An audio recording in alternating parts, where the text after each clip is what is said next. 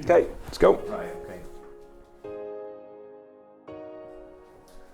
Step back, admire your work.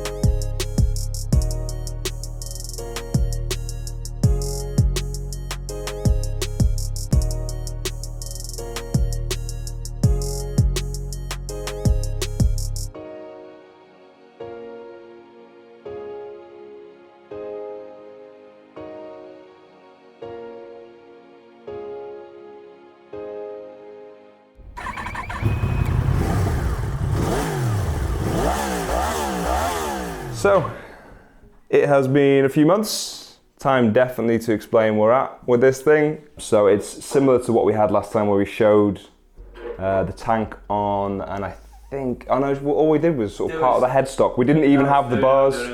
We didn't have the switch. We didn't have any of this lovely stuff here. So we've got our domino indicators throttle, as well, the bar end indicators, Rebels, what do you call it? Rebel switches. So we've got your Moto Gadget Speedo, the start button, which we discussed before. Which I put in a link last time. I'll put the start. A lot of people like that. Button. Yeah, they did. They like that on my Instagram as well. Let's take a website location where you can actually pick something like that up. Yeah. You've got the Moto Gadget. Yeah, the Speedo. I can't wait to see that switched on. Take me through briefly what the switches do. You did tell me the other day. Yeah, so okay. Well, this will be good once we actually start riding it, won't it? Because it'll all be lit up and show what it's doing. Yeah. So we've got Harley Davidson style left and right indicators. Yeah. So bottoms are your indicators. Yeah. Top one's going to be your horn. Yep. And then this one. Top one's going to be your headlight.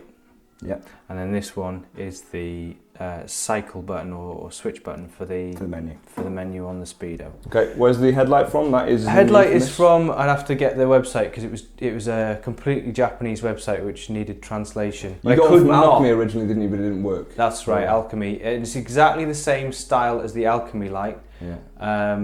With the old school ribs in it. Yeah.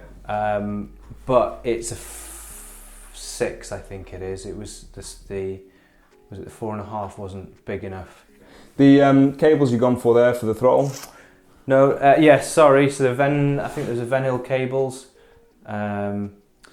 which I wanted that striker blue with the badge. Yeah, they're just nods to BMW, aren't they? Yeah, no, I thought it was distracting maybe a little in the photo that you'd sent me, but actually seeing it up close, I think it's all right. I quite like that little shock of colour. You've seen the Brembos before. I've seen the Brembos, but they do look good. I love how solid a disc that is. I know it's not as nice as a proper modern disc, the floating disc, but... Oh no, but I didn't want a floating disc. No, well, I think you're right not to. Then you've got the tyres, you've got Metzlers on there, which have, and it's not to everyone's taste, white walls. Doesn't matter if it's to everyone else's taste, it's to my taste. The whole task was to get that back wheel looking the identical same diameter as the front wheel, even though they're not. Hello. The idea was to try and get the rings exactly the same, so that the tyres look like they're the same size. That is because really I wanted a very old school, thin, skinny, big diameter tyre look to it. Yeah. And the black tyres wouldn't have done that. This rear is a Highway Hawk. A superb chap down in Portsmouth rang me up saying that there was no more black versions in stock. He was selling 5 a week currently. I didn't think there was that much of a demand for them, but there's 5 of them going out a week. This is the number plate. Bracket. Yeah. And he rang me up and he was dead apologetic and he gave me 30% off if I take a silver one.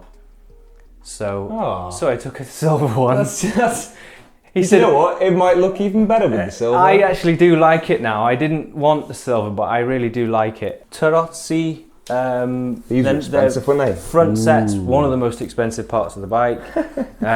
Gutted really, because I know that if I had the machinery I could have made them, but you do what you got to do. Exhausts were standard slip-ons. I'm pretty sure they were Moto Works as well. And the headers. Again, speaking to people, There was ones for the monoshock. There's ones for if you've got an oil cooler or if you haven't got an oil cooler. I didn't want the balance pipe. I wanted straight pipes with no kink. But in actual fact, I'm happy. I like the kink in them. It's nice to have kink, actually. But again, those were best part of like 350 quid just for the headers, I think. Yeah, so I contacted you about this one, didn't I? Because I was going to go for a Monza with the retro look on the bike. Yeah. And then because there was quite a lean over the front of the bike, it's quite intrusive when all of this is a little bit more sleek. So we went to Kickstarter.de and paid a crap ton of money for a flush fit. Just to point out, because you will get a question, what about this tape on the side here? I got this tape off eBay. There's like 10 rolls of it, and every time you open it, it pulls its own paint off on the next layer. Right. So it's useless, completely useless. Right. You cannot get a straight black gloss line off it. Right. So I put it on there one night, sat here, thought, I'll see how it looks, and it obviously had all the little bits missing out of it. So as I pulled it off, it left that relief, that kind of old, battered relief to it, and I actually don't dislike it. I don't hate it. What it might be worth checking though, actually, is doing the whole red and blue stripe. If you could get like two of the same, there. Yeah, same thickness, red and blue. Now just that's two not lines. a bad shout, is it? Okay, what else have you got on here that's new that we need to address? I think that's it. Pretty sure it is. That's it. So we've got I said I've bought the M unit blue in the end. Yeah, that is a really big feature which you won't be able to see, obviously, because everything's on. Once it's going, and I can show you the app. So we talked about the M lock. You can actually go up to it with your phone. It's linked to your phone, and it knows that you're coming within proximity of the bike, and so the bike arms comes on. Yeah, it's got an alarm as well, hasn't it? It's got a really, really good alarm. I'm not sure if it's a Mercury switch or what, but again, Revival Cycles go into great depth about it. Yeah, I've seen it working. It's really good. It looks really, really clever. There's a Find Your Bike section on it as well. Yeah. So I think that's everything that we've done, isn't it? Go on then, sit on it, and then I'm going to have a go and sit on it, and we can see the profile of it. So how do you find the position? I really like it. I think it's like feels to me like a Tron light cycle because your arms are so forced forward. Yeah. It's a really long bike. It is a long bike. Yeah. And then obviously you've got the profile really low, so the bars just sit flush with that tank, which goes across to the seat. It just looks streamlined. I really like it. You like it? Yeah, I do. We've had a lot of bits, haven't we, to try and get through. Yeah. Just time, really. Life. Enjoying life too much. This has taken a second seat. What do? You go and you get a new job, a girlfriend, holidays, a puppy. Dog, yeah. A puppy. Pika. Hello.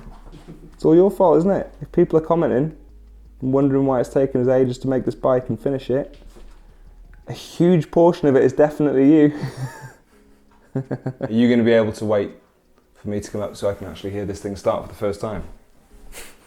If the timing works out well, when did you say you're getting this done? What's the date you put on there? What did I say? 31st. Oh, I'd like to get it for the 31st of July, so I want to hear this thing start for the first time. So on the front there, just because that's the one thing at the moment that looks incomplete, you just need to put the plate on the front there, yeah? The plate needs, because we're going to go into that, aren't we, blasting. Yeah. So I want to media blast it back. But it's because of the wiring, so the starter system has to be wired. Yeah. So the front plate can't go on until I've put the wiring in properly. That is a perfect transition though. Give us the other big update that you've got. Shall I? Yeah, go and show me. I was going to say, shall I link to the Bolex? No. Everything that the Bolex has done has included this thing called Cerakote. So we're in the process halfway through now. Again, I've got a booth arriving of setting up a Cerakote spraying booth. We've got sandblasting. It's complete with sand, look at it. Yeah. Otherwise, it'd just be a booth, wouldn't it, really? It would, yeah, just an air booth. Not much Just blowing air in it. Just drive stuff really, really quickly. So, I mean, it's only hobby stuff. We've got compressor, air booth, so again, waiting for some air lines. That's going to be the acetone bath station. Oven. Got a Hoover. Oven for baking the parts. Actually, I've got a few things on my bike that I'd quite like to count. It'd be nice to have. It'd be nice to have a little, a good play with it. I mean, we've got access to the stuff from college. Yeah. So we know sprayers, we know welders, we know benders, pipe benders. Pipe benders. So for making frame shapes and stuff like that. But it would be nice to be able to have those really nice, good quality coated parts. Yeah, I'm still hung up on the fact that we know benders. we know benders. Yeah, so it would be good to start getting a few bits and pieces, casings and stuff done. Yeah. Eventually moving to maybe whole engine parts. All done? Yeah. I was just going to say thank you for watching. You can say it if you want. Thank you for watching. Subscribe if you want. That's great. Yeah. Clean audio. Crisp, clean audio. Thank you for watching. I'll see you in the next video. Bye bye.